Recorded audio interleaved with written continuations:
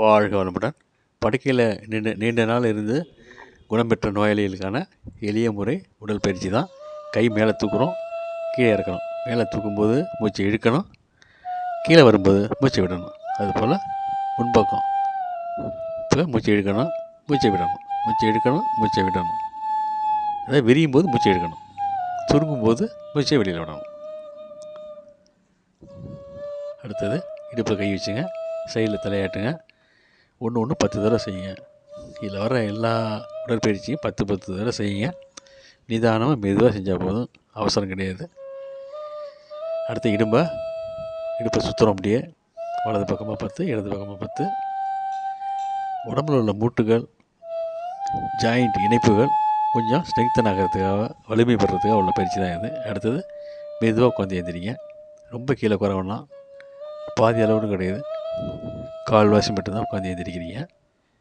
எல்லாம் 10 தடவை தான், அவசரம் இல்லாமல் மெதுவாக செய்யுங்க. அடுத்து 2 பக்கமும் கையை நீட்டிக்கிட்டு வலது 10, இடது 10. அவசரப்படாமல் மெதுவாக நிதானமாக செய்யுங்க. ஜாயின்ட்ஸ் எல்லாம் கொஞ்சம் கொஞ்சமாக வலு பெறணும். அடுத்தது பெண்டிங்.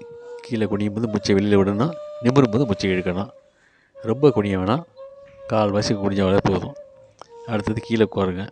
உட்காந்து 2 காலையும் நீட்டி 2 பாதத்தையும் இன் அவுட்டு. அப்புறம் ஒரே டைரெக்ஷனில் காலை ஆட்டணும். அடுத்தது முன்னு ஆட்டணும் பாதங்களை. எல்லாமே ஜாயிண்ட்டுக்குள்ளே தான். கொஞ்சம் கொஞ்சமாக ஜாயிண்ட்டை ஸ்ட்ரெங்தன் பண்ணிக்கணும். அடுத்தது ஒரு காலம் படித்து அந்த காலம் 10 தடவை ஆட்டணும். அடுத்த காலம் மாற்றிக்கணும்.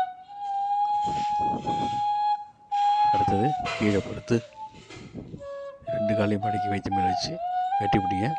தலையை தூக்க முடியலன்னா பரவாயில்ல, தலையை இறக்கிட்டு அப்படியே கொஞ்சம் நேரம் இருங்க. ஒரு 10 கவுண்ட்டு, 20 கவுண்ட்டு. அடுத்தது சம்பளம் மட்டும் உட்காந்துங்க, நிமிந்து உட்காருங்க. கழுத்து தலையை லைட்டாக தூக்கியிருக்கணும். 2 முக்காலையுமே மூச்சை இழுத்து விடணும். மூச்சை மெதுவாக இழுத்து மெதுவாக விடணும். 10 தடவை செய்யுங்க. வாழ்க.